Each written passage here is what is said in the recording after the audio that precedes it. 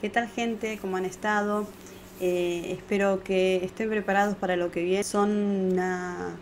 Voy a empezar una serie de secuencias de capítulos, no ya hablando del narcisista, sino hablando de lo que es el estrés postraumático.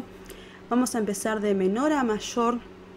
Voy a explicar a fondo lo que es la teoría de la disociación estructural. La disociación estructural es la hija del estrés postraumático, es la consecuencia. Y es la mejor teoría que explica cómo se desarrolla el trauma.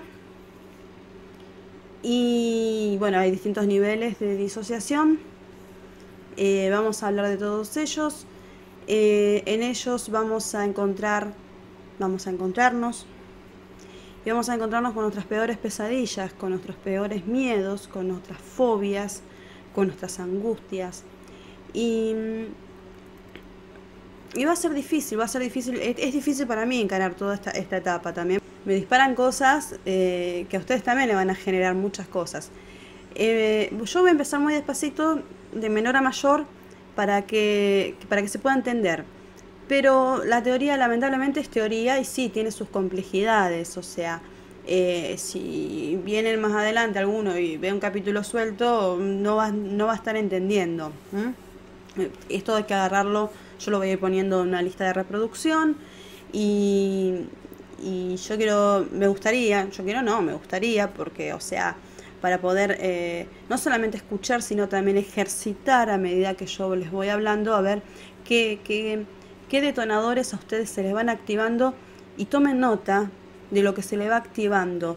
Tengan ese registro de lo que a ustedes se les va activando. Durante toda esta etapa hemos hablado mucho del narcisista, de cómo él detona, cómo él se activa, cómo se le activa la ira narcisista, cómo va haciendo esos switch, por qué los hace, pero no hemos hablado de nosotros.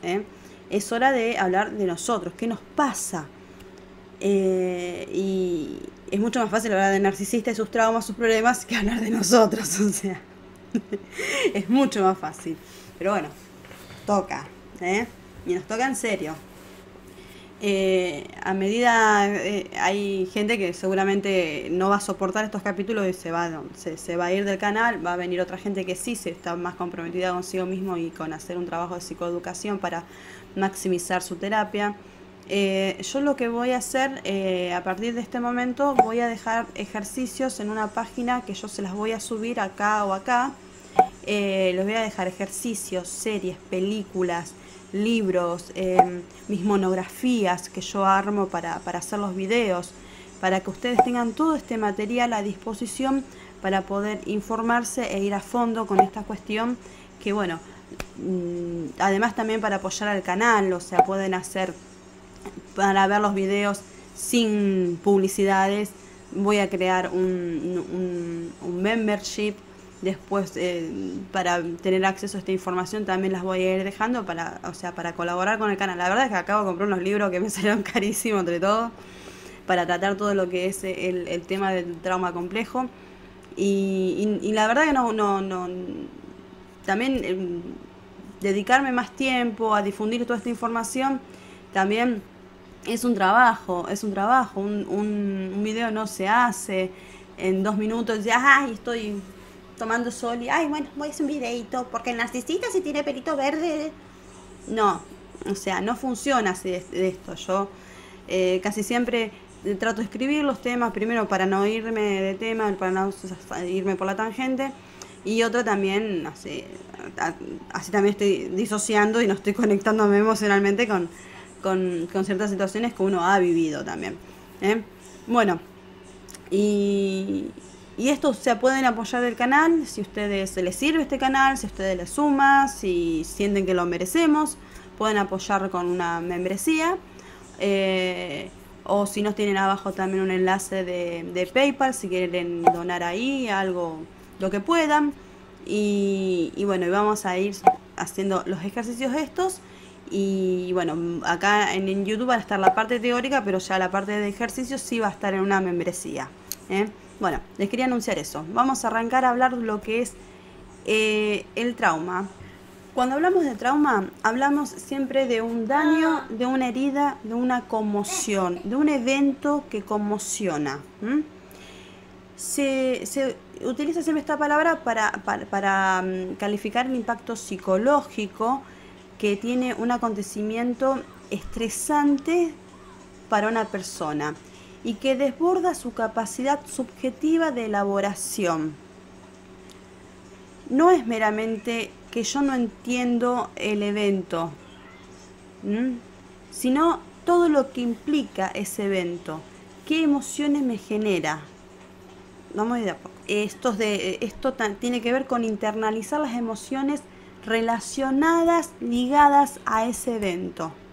Las emociones y los estados fisiológicos también, cómo se te agita el corazón, las sensaciones esas que sentí que se te desmorona el mundo, se te cae el mundo abajo, todas esas sensaciones físicas que tenemos, que están asociadas con un evento, que tal vez no lo recordemos en el futuro, que están asociadas con ese evento, todo esto hace al trauma. Este trauma tiene todas estas implicancias porque implica una amenaza para la integridad física o psíquica de la persona que lo está vivenciando, y a su vez tiene un efecto negativo duradero. El trauma recibido termina condicionando toda la conducta del individuo a tal punto de que muchas veces las personas con estrés postraumático complejo es confundida con una personalidad borderline derivado de trauma, o una personalidad narcisista, o una personalidad no con una personalidad ya sería esto, sino que sería con trastorno de identidad disociada, que lo vamos a trabajar también este tema, porque resulta ser que es mucho más común, es muchísimo más común de lo que se cree, y hay mucho estigma al respecto y mucha vergüenza y mucho temor a exteriorizarlo. Muchos comentarios, suelen decir, ay, cuando el otro quiere indagar en el pasado de esa persona, dice, ay, yo no me gusta hablar del pasado porque lo pasado pisado, ya está, ya pasó, no lo puedo cambiar, ya está, ya me olvidé y yo sigo adelante con mi vida. Esa es la expresión más común que uno escucha.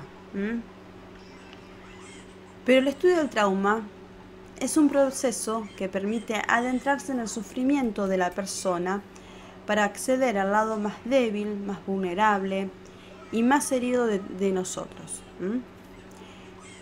Al mismo tiempo también implica el tomar conciencia y tomar conciencia de tener ese potencial resiliente de cada ser humano que hace que uno, a través de las experiencias y de las emociones ligadas a esas experiencias, nuestro yo vaya creciendo y sea más evolutivo, más adaptativo y más funcional.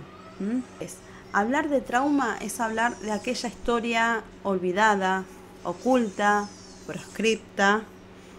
Es más allá de las máscaras que todo el mundo necesita en la vida para funcionar de cara al mundo, porque uno no anda con cara de trauma por la vida, no. Entrar a un espacio de intimidad y de intimidad con uno mismo, con la persona que te está tratando, y con la persona que te está hablando, porque vos conmigo, yo aunque no te conozca, porque hay 2000 y pico de personas en el canal, por supuesto no los conozco a todos, algunos ni comentan ni nada, o sea, están ahí anónimos, pero me escuchan. Entonces, vos conmigo tenés una intimidad, me imagino que vos tenés un diálogo conmigo, pero yo no te conozco, entonces yo no tengo esa vuelta con vos, no tengo esa respuesta. Tal vez te la doy en otro video, pero no es algo personalizado con vos. Bueno, vos para poder abrirte bien a un trauma necesitas un espacio pleno de intimidad y confianza con la otra persona que tenés enfrente. para poder ahí crear este espacio de sinceridad absoluta con vos mismo, que no es que uno se mienta a sí mismo, sino que hay, cuando hay un trauma, hay un pedazo de la historia de uno olvidada. O uno recuerda algunas cosas y no recuerda otras. Entonces no es que uno se está mintiendo que vive en la mentira, sino que se trata de que no lo puedo conectar, no puedo recordar todo. Entonces, o sea, ¿cómo me voy a estar mintiendo si no soy consciente de todo lo que me sucedió en realidad? A ver, las personas también no quieren entrar en el trauma, hablar del trauma también, porque uno lo percibe como hablar de lo peor que me pasó en la vida, implica meterse de cabeza a un dolor que uno a veces no está preparado para expresarlo, para hablar, para ponerlo en palabras. Ni siquiera lo puede poner en palabras. Entonces, uno advierte eso como algo desagradable, una experiencia re incómoda. O sea, ¿para qué me voy a meter a hablar acá? Déjame donde estoy, ¿eh? Entonces uno tiene esa cosa también de esquivarle al tema. Pero la mirada directa al trauma nos va a mostrar las causas y las situaciones vitales que han sido silenciadas en la intimidad, ¿eh? Vamos a hablar después de qué se trata esta intimidad, porque no es que uno lo silenció conscientemente a esto, no. Y esto ha quedado sin elaborarse y ha quedado sin ser comprendido en su totalidad. Y desde la mirada en donde realmente se han padecido estas situaciones, estos eventos. Y esta falta de incorporación a nuestra historia hace que no podamos visualizar una realidad de un presente diferente a lo que nos pasó. O sea, queremos por un lado dejar lo que nos pasó, los queremos dejar en el pasado. No queremos entrar a analizarlo, no queremos entrar a volver a sentirlo, a vivenciarlo, a experimentarlo, por este temor a hacer algo desagradable, una tarea incómoda, una tarea triste. No le voy a decir que es una cosa bellísima, pero trabajarlo tiene muchas ventajas que te van a situar en un presente y en un futuro más próspero, por supuesto, ¿eh? Entonces, uno no creó el trauma o la disociación, mejor dicho, porque se le ocurrió. O sea, esto responde a una reacción del ser humano, una reacción evolutiva, que tiene que ver con la supervivencia. Tal vez cuando estabas viviendo los eventos traumáticos, mucha gente ha tenido por lo menos el pensamiento de querer quitarse la vida, y el trauma ha protegido a esa persona, justamente. Entonces es una manera, una salida a una salida para poder conservar uno la vida, porque, o sea, la naturaleza nos hace que siempre nos aferremos a la vida. Difícilmente una persona se entregue a la muerte, o sea. Y lejos de ser una tarea evitable esto de entrar en el trauma, es una puerta de acceso a una forma de vida más íntima y genuina con nosotros mismos, en el reconocimiento y la aceptación de lo que somos de verdad, auténticamente, y de todo aquello también, y esa falta de reconocimiento que tenemos también de todo aquello de lo que podemos ser, porque, o sea, también al no entrar en el trauma, a no entrar en esos eventos y todo lo que, o sea, lo satelital a ese evento, tampoco entramos a poder desarrollar determinadas habilidades de nosotros, porque está todo ahí como detenido en el tiempo, porque hay mucha amnesia en todo este proceso. Los vamos a ir viendo, vamos despacio, como dije, de menor a mayor. Uno, cuando habla de experiencia, habla de algo que adquirió en el pasado, algo que sucedió en el pasado, que uno reaccionó de determinada manera, le sucedió de determinada manera y eso te queda un registro para actuar de determinada manera en este presente. ¿Mm? Y eso se llama justamente experiencia. Esta experiencia, esto es algo que se vivió, pero como no se comprendió, quedó ahí. Y como quedó ahí, se repite, se vuelve a vivir, se vuelve a vivir. Uno quiere alejarlo, vuelve, se aleja, vuelve, se aleja, vuelve. ¿Mm? Es como un boomerang que va y viene continuamente. Y no permite incorporar esa experiencia en la historia de esa persona que ha padecido el trauma y no le permite colocarse en tiempo presente.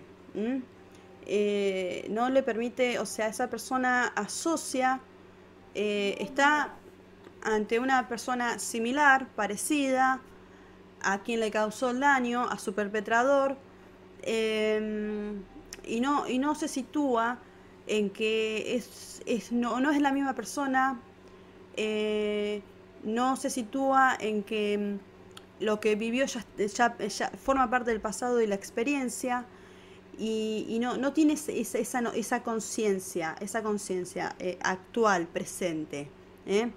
Como que esta situación, esta nueva situación la retrotrae a la persona a ese pasado, a ese evento que no ha quedado incorporado en la historia, ¿eh? No es historia, es presente.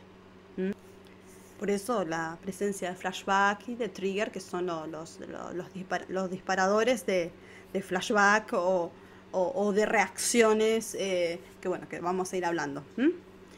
Bueno, en definitiva, lejos de ser una tarea evitable, esto de pasar de revivir el trauma y buscarle una salida adaptativa, o sea, no es una tarea que uno debería de evitarse, es una tarea que uno debería de meterse a hacer. Pero por supuesto que nadie obliga a nadie y esto es una elección personal como cada uno quiere vivir. El estudio del trauma es una puerta de acceso a una vida más íntima, más genuina, en el reconocimiento y la aceptación de lo que auténticamente somos y de todo aquello que nos impide llegar a serlo también. ¿Por qué?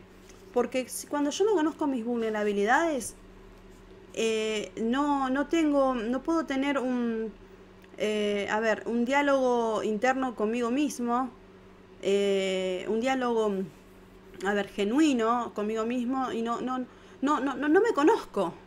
O sea, yo reacciono ante mi vulnerabilidad, pero no la proceso de una manera adaptativa. Les pasa a mucha gente que es víctima de trauma complejo, que ante la menor crítica reaccionan como un narcisista. ¿Por qué? Es porque no han procesado todas las emociones hoy en día estás en este canal y sabes que el narcisista te devalúa, ya sea directamente, poniéndolo en palabras, o con actitudes, ya sea la triangulación, el hombro frío, o sea, te está devaluando de esa manera, de una forma pasiva, pero te está devaluando, te está ninguneando. Entonces, cuando otra persona que no tiene nada que ver con el narcisista que te causó, con tu perpetrador que te causó el daño en el pasado, te da un consejo, o dice algo que a vos te activa un detonador, un trigger, tenés una sobrereacción contra esa persona, una sobrereacción de defensa, tal vez la terminás insultando o diciéndole de todo, diciéndole, qué sé yo, cosas que después encima te sentís re mal, re culpable porque decís, ay, ¿qué hice? O sea, que si esta no soy yo, o sea, como que una ola de violencia y de agresividad te invadió y te salió, no sé, alguien desconocido. Entonces, esto es algo que vos no has podido, o sea, vos hoy en día sabés que el narcisista te devalúa y que eso va causando mucho daño. Pero vos no tenés conciencia, cuando estás en el trauma complejo, de que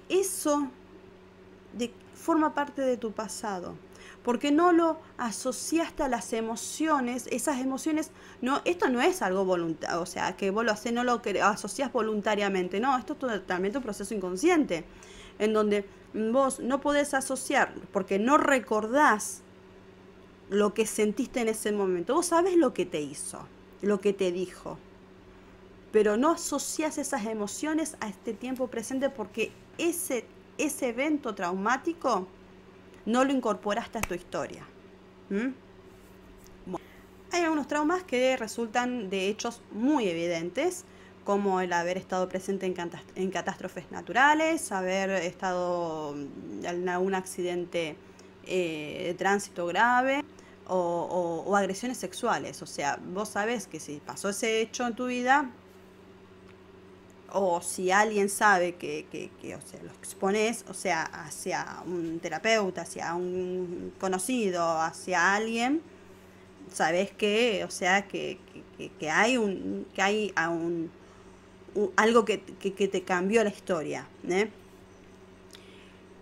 Pero hay traumas que tienen lugar en las épocas tempranas de la vida, que tienen que tienen que ver con aparición de trastornos psicológicos después en la edad adulta, como ser la depresión, la ansiedad, la baja autoestima, dificultades sociales, autolesiones, conductas destructivas. Y cuando hablamos de conductas destructivas no hablamos solamente de alcoholismo, drogadicción, sexualidad promiscua, o sea, hablamos de ir a stalkear al narcisista es una conducta destructiva también, ¿ya? Trastornos de alimentación, trastornos de la personalidad, de donde entran acá también o sea, también el narcisista no es que se creó el trastorno por que un día se despertó y dijo, ay, hoy elijo ser narcisista. No, o sea, también tiene sus buenos motivos para, también de origen traumático, para ser un narcisista. ¿Mm? También incluyen esta categoría de los traumas vividos en la temprana edad con los trastornos somáticos, trastornos de identidad disociada, que vamos a ir hablando de todas estas cuestiones. De depresión ya hablé, hay un capítulo ahí que hablé de todas los síntomas de la depresión, que no es solamente el sentirse triste. ¿Mm? Bueno, porque a veces uno puede sentirse triste y no estar deprimido, porque son dos cosas, o sea, sentirse triste es una emoción válida y lógica, o sea, ante circunstancias que te pasan, o sea, pero no por eso es que eso te va a generar un trauma, ¿eh? Cuando vos podés ponerle nombre a las emociones, a conectar el hecho con tus emociones, o sea, no hay un trauma ahí. El problema es cuando la mente se te va y no podés asociar. Yéndonos más puntual a lo que este canal nos convoca, hay otro tipo de traumas que son más difíciles de identificar y que resultan no en la niñez, sino en una etapa adulta, en donde se producen de manera continuada por largo periodo de tiempo y que te ponen en una situación de vulnerabilidad o lo recibís de alguien que vos no esperás que esa persona te vaya a dañar. Por ejemplo, una pareja o una madre o un padre narcisista.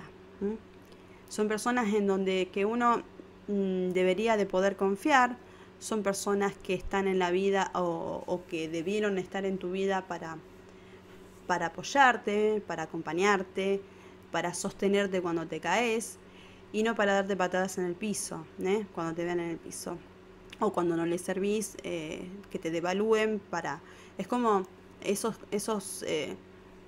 como esos carreros que agotan a los caballos porque el caballo es tan empático, siempre da, hasta que un día se desploma en el pavimento.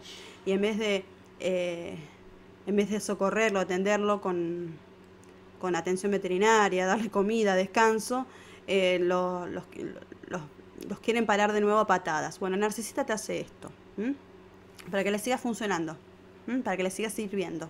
Este conflicto y esta herida Es lo que Iñaki Piñuel llama trauma de traición. ¿Eh?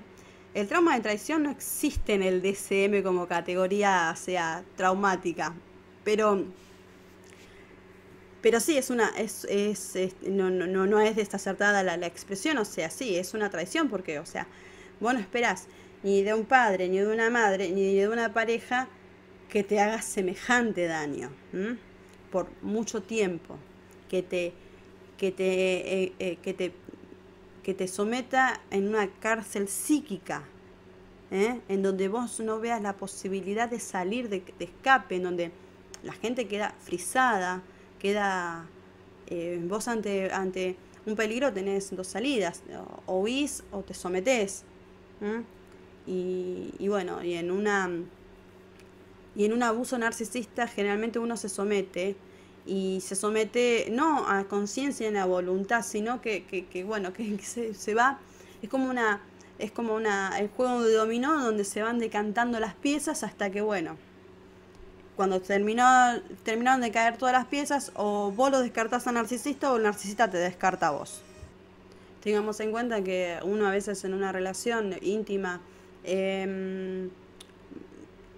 puede dañar al otro, o sea, pero no con saña y con maldad, no intencionalmente. Yo puedo dañar a mi hijo, pero porque hay circunstancias que me exceden, que bueno, que soy sola, bancando todo, y a veces me saco.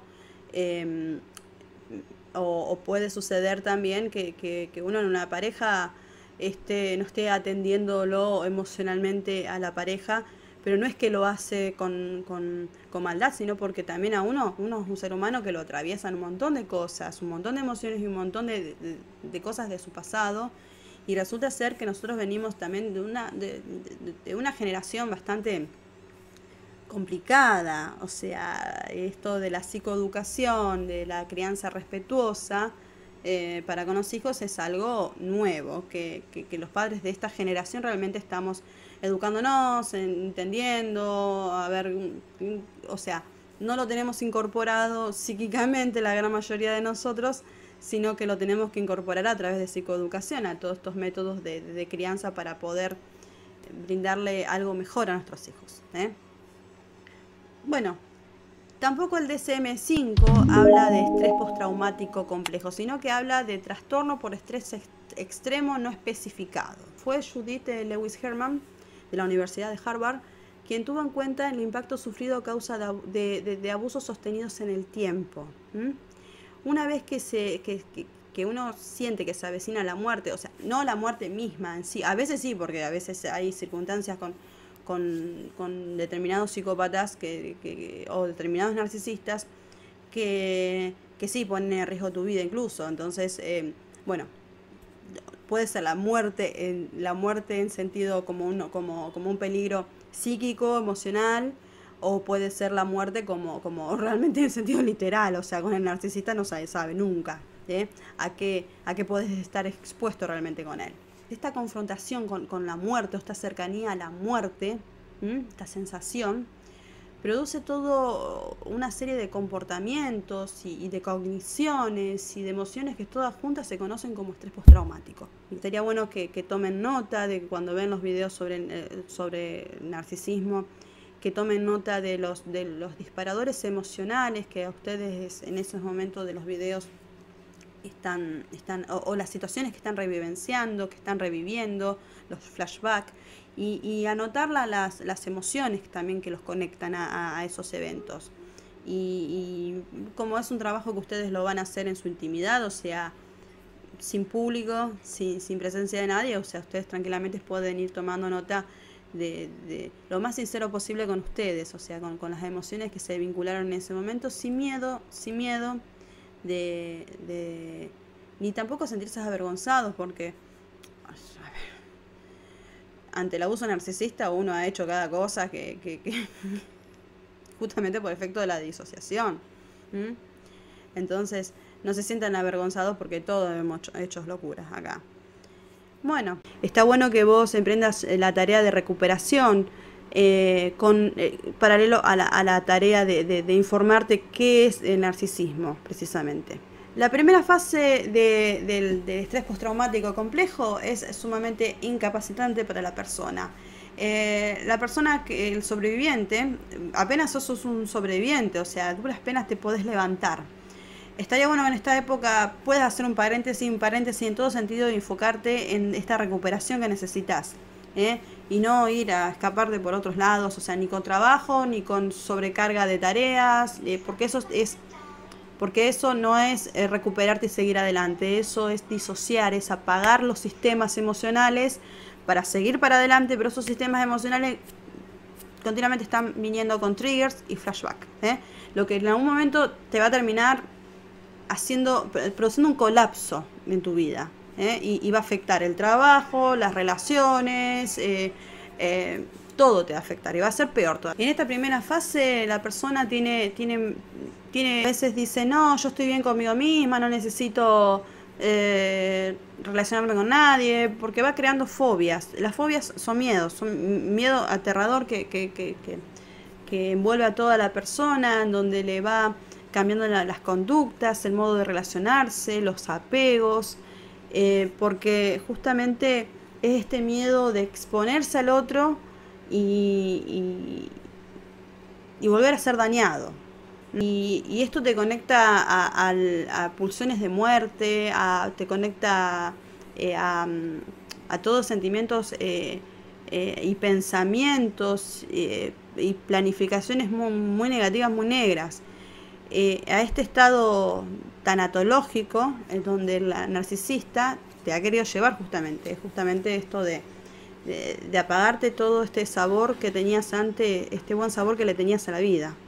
La víctima cree que en esta etapa haber sido metida de cabeza en una película de terror, que esto se trata de una pesadilla, que esto no puede estar sucediendo, que esto no me sucedió a mí, si tiene esa percepción, y a menudo te dormís llorando y te despertás no aliviado, te despertás perdido, no sabes no sabes si eso por lo cual vos te dormiste llorando fue un sueño o estás en la realidad, pero es como que enseguida, o sea, no estás en una psicosis, no estás alucinando, sino que esto es realidad. Sabés que es realidad, pero como que no lo podés conectar muy bien. Esto tiene un nombre, que vamos a ir hablándolo más adelante, porque también ya le pusimos muchos nombres a las actitudes de los narcisistas, pero debemos ponerle nombres a lo que a nosotros nos pasa también. Como dije anteriormente, la persona está indefensa y presa de un terror, miedo, terrorífico. Y las personas quedan de esta manera reviviendo una y otra vez las experiencias traumáticas vividas a través de recurrentes e intrusivos recuerdos, que pueden ser visuales o auditivos, que los eruditos en el tema del estrés postraumático hablan de flashback siempre. Algunos sobre todo las teorías más viejas, hablan de alucinaciones, pero esto no es un término correcto, porque alucina el esquizofrénico, alucina, o sea, nosotros no alucinamos, nosotros tenemos prueba de realidad, o sea, no es que no sabemos dónde estamos, o sea, tenemos prueba de realidad, a menos que tengamos momentos perdidos, tenemos prueba de realidad. Y algunas personas no tienen flashback en estados así despiertos, sino que los vivencian en los sueños, y también otra vez te despertás y no sabes si fue verdad, si lo viviste, porque son sueños tan nítidos, tan vívidos, parecen una película. O sea, algunos flashbacks no se presentan como imágenes visuales, se presentan como reacciones fisiológicas. O sea, el cuerpo empezás a tener palpitaciones, agitación, respiración agitada, y no sabes por qué. Empezás a sentir como que se te corre la adrenalina por el cuerpo, esa sensación de miedo, de pánico, esa, como si fueses a ser atacado, eh, y no, o sea, no está, vos mirás a tu alrededor y ves que no hay un peligro realmente, pero hay algo, un perfume, una textura, una tela, una comida, un lugar, una cara de alguien que no tiene nada que ver, con tu perpetrador, te activaron un detonador que, o sea, mucho de esta teoría del estrés postraumático complejo está en inglés, y bueno, siempre vamos a usar los triggers, esta palabra que van a estar muy presentes en todos estos capítulos que vienen. Entonces, este detonador o trigger va a... no se llama detonador exactamente, se llama hecho condicionante. Va a activarse y vas a tener esta reacción fisiológica y no vas a poder conectarlo. No lo vas a poder conectar. ¿Por qué te está pasando esto? Un ejemplo de esto es, y acá hay alguien que siempre la liga, es la empleada pública o el empleado público.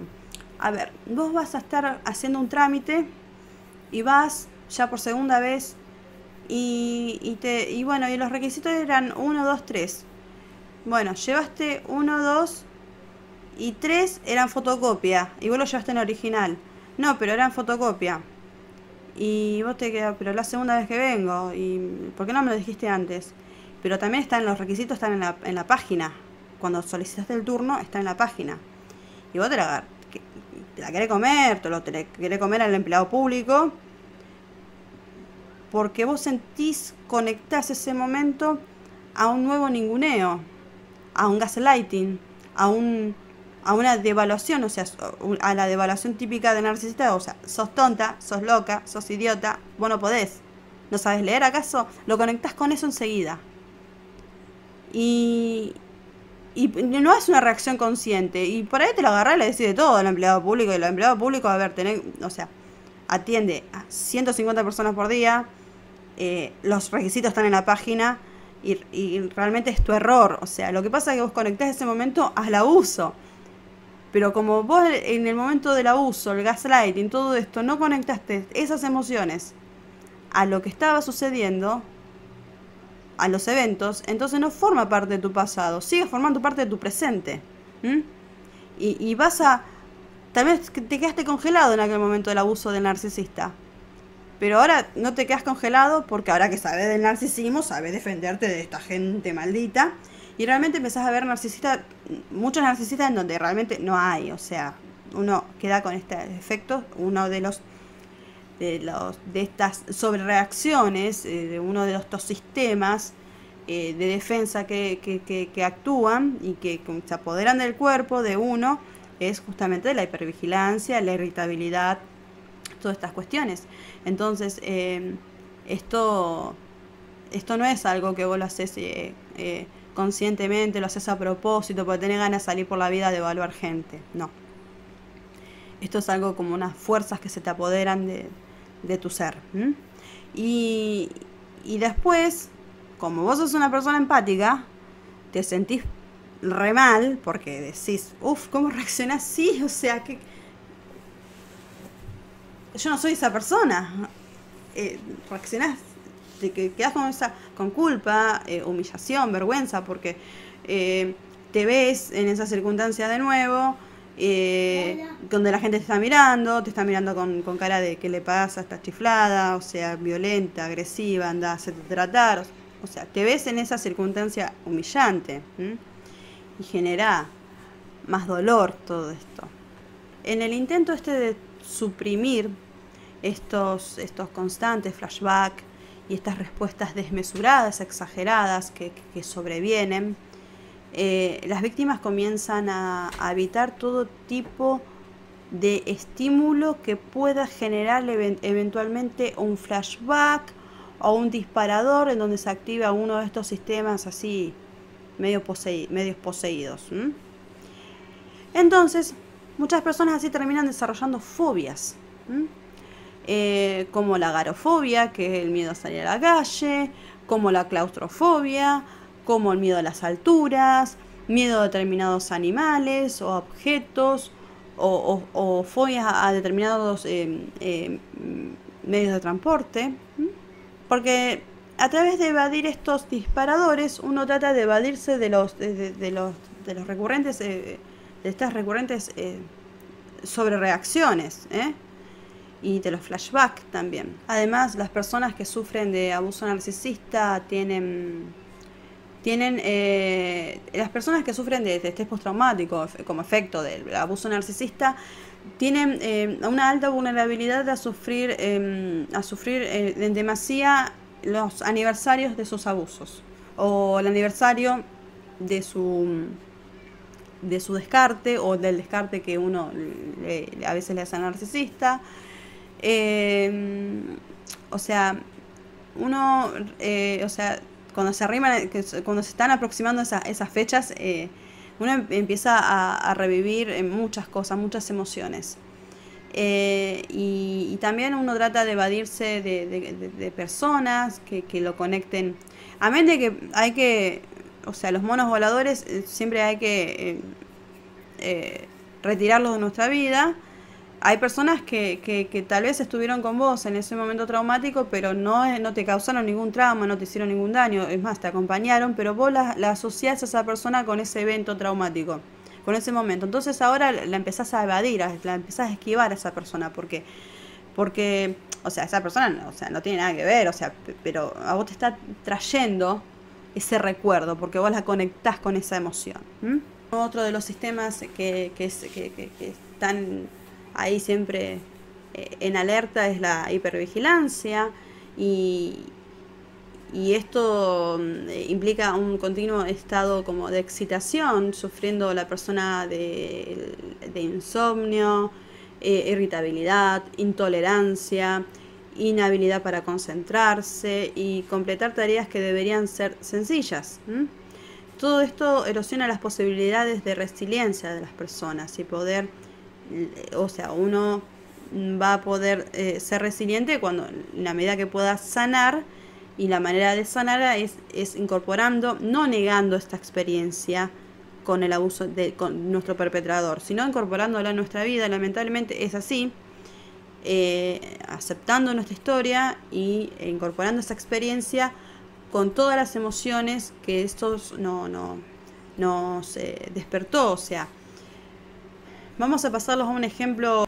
Si uno tuvo un accidente de tránsito porque no se fijó en el espejo retrovisor, por ejemplo, no te fijaste en este espejo, te fijaste en el espejo pero este espejo tiene aumento, y este espejo no te da realmente una dimensión clara de las distancias. Entonces vos diste el volantazo porque pensaste que podías pasar al que tenías adelante, y resulta que atrás venía alguien que no te fijaste que te lo marcaba este espejo. Entonces, bueno, el de atrás ¡chum!, te pasó por arriba, y tuviste este accidente. Entonces, a menos de que te va a quedar un estrés postraumático ahí, pero de tipo simple, generalmente de tipo simple, ojo, después lo vamos a tocar este tema. Vas a incorporar lo adaptativo en ese caso sería que vos incorpores, después cuando vuelvas a conducir, que vos incorpores esa experiencia y decir, no tengo que guiarme por este espejo, tengo que guiarme por este espejo cuando yo quiero pasar a un auto que está delante mío, Entonces, esa experiencia vos la incorporás, esa vivencia con toda la emoción que te generó, la incorporás a tu presente. Uno aprende más de los traumas que de los consejos, esto es así. Esa vivencia vos las vas a incorporar con todo lo que te implicó, con todas las emociones, con toda la adrenalina, con todo el dolor físico incluso. Vas a incorporarlo dentro de una experiencia que experiencia es parte del pasado, a tu presente, para no cometer el mismo error, para que no te vuelva a suceder en el futuro. Bueno, eso es ir integrando las experiencias al yo, y hacerla parte, tomar esa historia, hacerla parte de tu vida. Y eso es justamente la resiliencia, justamente. Ahí se sana. no cuando se sigue adelante y uno quiere apagar los sistemas que conectan con el dolor que te generó esa experiencia del pasado. En esta lucha de negar esta experiencia, de negar los recuerdos, de negar el dolor, la tristeza, las emociones, el cuerpo se cansa y se siente una sensación de fatiga extrema. Algunas personas hasta se sienten con el cuerpo entumecido. Las víctimas son descritas por los seres queridos como pasan a ser zombies.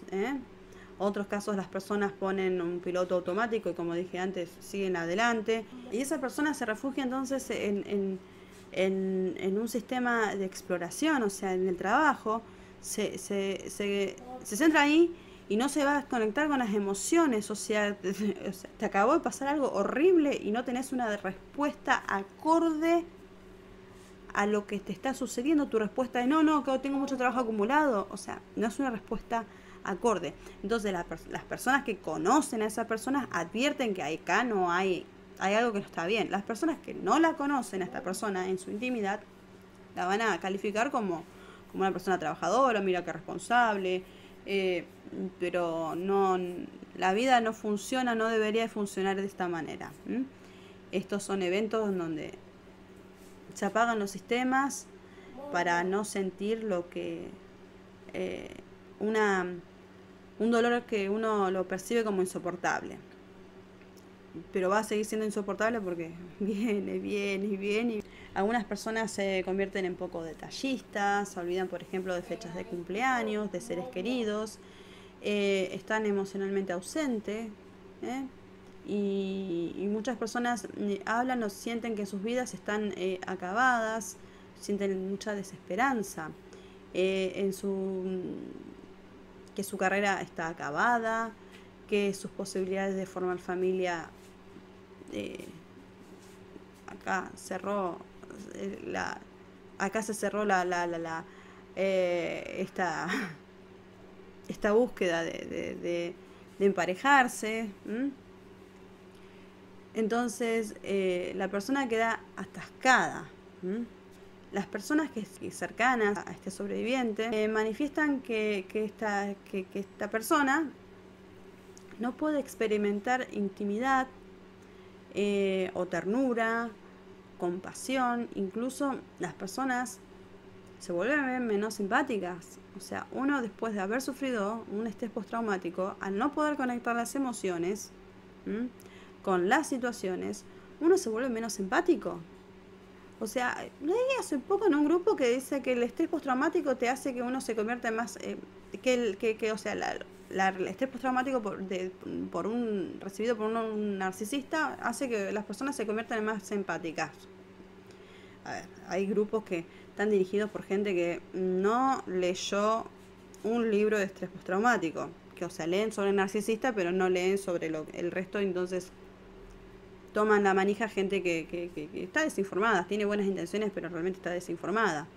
Las personas no se vuelven más empáticas, todo lo contrario. Por eso es que hay esa sensación siempre de que ¿seré yo narcisista? ¿Seré yo también narcisista? Esas preguntas, ¿seré borderline? Probablemente no, probablemente sea producto de esto, ¿ves? Que te viene pasando. Bueno, incluso hay también, o sea, como uno se desconecta de las emociones, también es todo afectado. O sea, no es como antes de recibir el abuso. Entonces tiene implicancias muy graves lo que uno ha vivido. Y mucha gente se pregunta, me han vuelto loca, preguntas de que por qué no tienen Bueno, acá tiene el motivo. Uno es la vuelta de la libido en el momento de duelo, que lo expliqué en los capítulos de libido. Y otro motivo también es esto, que también, o sea, esto es un duelo, pero sin hacer el duelo. O sea, también este es un momento donde tampoco podés tener empatía porque con el otro cuando estás en un momento de dolor, o sea, es como que toda la energía psíquica se drena hacia tu yo para tratar de repararlo. Bueno, eso es más psicoanálisis, o sea, eso es más Freud. No, acá estamos ahora en un área que no se ha trabajado mucho en este canal, que es más del conductismo. Otras personas pueden tener problemas fisiológicos como o psicosomáticos se llama más bien, como la fibromialgia, que creo que más de uno de nosotros lo ha sufrido, que es este dolor agudo impresionante que te toma toda la parte cervical, la parte esta, dolor de cabeza, en las piernas, en la parte de atrás de las rodillas, en la parte lumbar. Por eso es que siempre se aconseja hacer yoga, estiramientos. Además, a veces después del descarte narcisista, ya sea que él te lo hizo o que vos se lo hiciste, a veces algunas personas experimentamos un estado como de emoción, de alegría, de que te sacaste ese collar de sandía encima, pero ¿qué iba a decir? Se me fue. Bueno, y no conectamos con las emociones en ese momento. Entonces tenemos estos estados de excitación para arriba. Y esto hace que necesitemos hacer en esos estados también un poco de yoga, de estiramientos, de un ejercicio más pasivo, más de respiraciones y todas estas cuestiones para poder, o sea, tocar tierra, digamos. Y cuando siempre se habla yo cuando empecé a ver canales hace tiempo atrás, decía, hay que reconectar de nuevo. O sea, daban esos consejos así. Yo me buscaba los enchufes, o sea, reconectar, ¿qué es lo que tengo que reconectar? Porque, o sea, te dicen que hay que reconectar porque lo escucharon, lo leyeron por ahí, pero no saben de qué están hablando, qué es lo que hay que reconectar, o sea, y que a través del yoga vos vas a reconectar o a través de las respiraciones vas a reconectar. No vas a reconectar por este motivo, o sea, para reconectar tenés que hacer todo un trabajo de mucha psicoeducación sobre el trauma, sobre los efectos del trauma, las consecuencias y todas las implicancias. Y este trabajo, más que nada, o sea, la psicoeducación te va a ayudar a maximizar tu terapia con un especialista en trauma y disociación estructural. Pero esto no es que vos conectás, o sea, porque aparte dicen, tenés que conectar con la gente, tenés que volver a salir, tenés que volver o sea, a ser quién eras vos antes del abuso. Sí, bueno, pero esto no es que vos conscientemente lo podés hacer, o sea, solo. A ver, la psicoeducación que estamos haciendo, o sea, te va a maximizar porque vos vas a llegar a la terapia. No le digas al terapeuta, tengo estrés postraumático debido al abuso narcisista que recibí. No, empezá a contarle los síntomas, o sea, hacete un poquito, viste, vos sabes más, y empezás a contarle los síntomas, las cosas que vos sentís, y bueno, el terapeuta ahí va registrando. Pero siempre que sea un terapeuta en trauma y en trauma complejo, no cualquier trauma tampoco. Entonces, fíjate siempre eso, porque si no, pueden confundir con borderline, mandarte medicación que no es apropiada para vos, o te pueden confundir con un esquizofrénico también. A mí me pasó con un psicólogo que me dijo que yo estaba atravesando una fase psicótica. Yo me quedé, pero, a ver, te dan a patear a la cabeza directamente. A mí me agarró un trigger que digo, es otro más que me devalúa, que no me está validando, no me está escuchando, porque además ni me escuchaba, el tipo hablaba solo.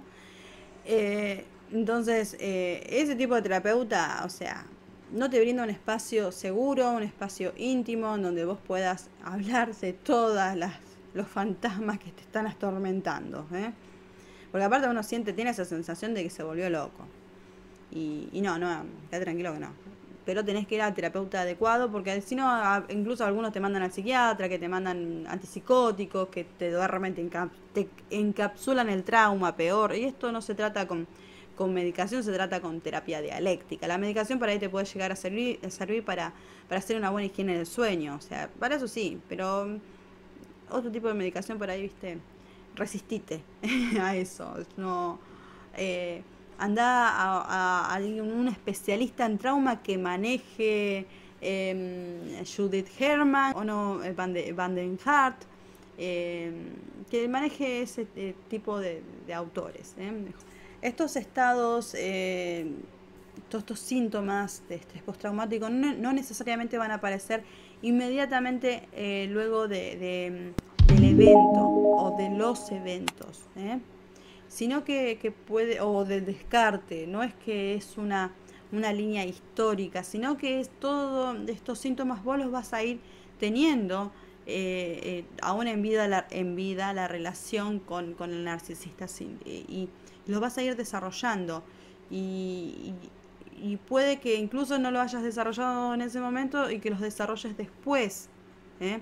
No hay una línea ahí muy clara de cuándo, a partir de una fecha, a partir de cuándo inician. Lo único que sí es cierto es que nunca antes te sentiste así, ¿eh? Esto es un dato fuerte para saber, porque hay mucha gente que, bueno, justamente se cree que es narcisista, o que es borderline, y no es esto. Esto es realmente eh, algo que te pasó ahora, horrible, y que te cambió, que hizo un quiebre en tu vida, y que bueno, que estás experimentando todos estos síntomas. Y eso por un lado. Esto para aquellas personas que han sufrido el abuso narcisista y que nunca antes habían sufrido un abuso, o tal vez un abuso no tan tangible, tan claro. Pero hay algo que yo más adelante, cuando explique la teoría de la disociación estructural, van a haber cosas que van a ir surgiendo, que bueno, que hay personas que tienden a disociar más que otras según la integración del yo que tuvieron en la infancia. Bueno, acá me quedó larguísimo el video. Pero bueno, quería hacerle esta introducción al tema del trauma. Vamos a seguir hablando en otros videos. Me quedó, lo que pasa que bajar esa teoría, que es bastante compleja, a palabras fáciles, simples, para poder ir de menor a mayor, va a ser complicado, o sea, va a ser largo de explicar todo esto. Gente, bueno, les dejo, si nos quieren apoyar para seguir difundiendo este material, en la recuperación de las víctimas de abuso narcisista. Mucha gente, a mí me encantaría darle asistencia gratuita, pero lamentablemente no puedo, no me da el tiempo, y tampoco me sobra el dinero para poder darle una asistencia gratuita, porque realmente hay muchas personas que lo recontra necesitan, y el narcisista las ha acabado económicamente también, y están en una situación desesperante, y como no, o sea, si no cobro, no puedo, tengo que pagar cosas, también soy un ser humano, o sea, tengo que pagar la suscripción de esto, tengo que pagar la luz, el teléfono, y bueno, y no puedo no cobrar, ¿eh? Pero si hay si más personas apoyan la difusión de esto, sí, a mí me daría un espacio para poder ayudar, para poder hacer un sistema de becas, para poder ayudar a aquellas personas que realmente hayan quedado en situación deplorable, hasta incluso económicamente, por el abuso narcisista. Por eso los invito, les pido que, si están en sus posibilidades de colaborar con una membresía en Patreon, les agradeceríamos. Bueno, un beso grande, gente. Nos vemos en el próximo capítulo, que van a seguir siendo teóricos. Si les gustó este video introductorio, pueden suscribirse al canal, activen la campanita para que les lleguen todas las notificaciones. También nos pueden seguir en las redes sociales, carolina.dardi1 en Instagram, y en la fans page Carolina, doctora Carolina Dardi. Hasta luego, gente, nos estamos viendo.